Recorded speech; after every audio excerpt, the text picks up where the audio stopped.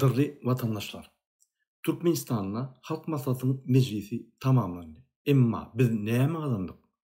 Ortaça aylyk $100 ortaça pensiýa $50 az bolan ýurtda deputatlar, ýagny Halk Maslahatynyň agzalary 2030-njy ýyla çenli aylyk haklaryny, pensiýalary, stipendiýalary ýokarlandyrmazlyk kararyna geldiler. Ve bu tygşytlamalary Arkadaş şäherini östürmek üçin ulanmaly diýip karar çykardylar.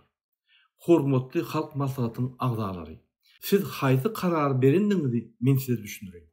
Bu kararyňyz halka ýene-de 7 ýyl garyplyk berir we kararyňyzyň esasyna tygşytlanan pullar bolsa ýene-de bir biderek Berdimuhammedowyň ýadygarlygine, ýagny Arkadaş şäherini gurmak üçin sarp ediler.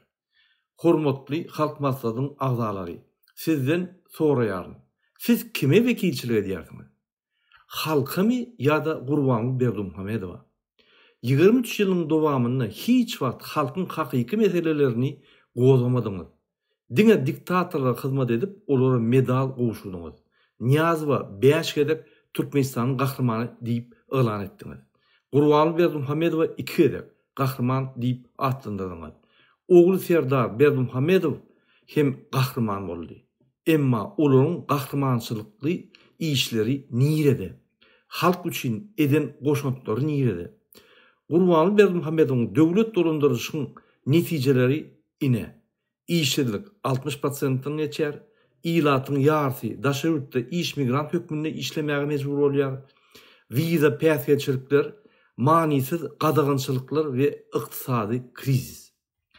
Türkmenistanyň häzir konstitusiýasyna halk döwletde ýeketek hökümet güýjüniň çeşmesi diýilýär.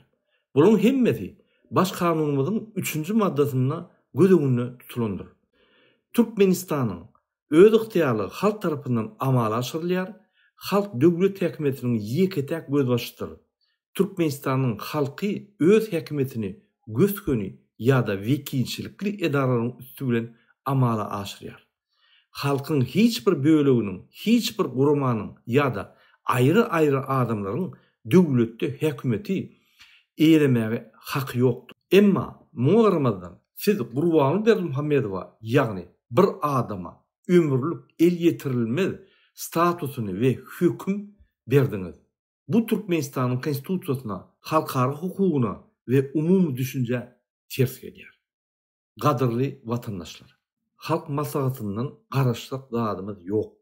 Bu adamlar köpden bäri halkyň sesi bolmakdan ýüze burýarlar.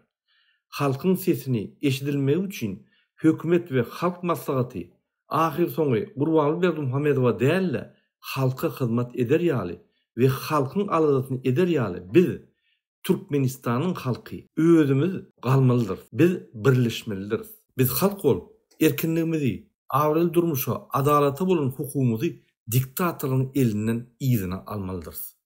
Türkmenistanyň erkin halky uzak ýaşadyn adalat, mertebe we azatlyk ýurdy Türkmenistan. Hoş sağ bolun.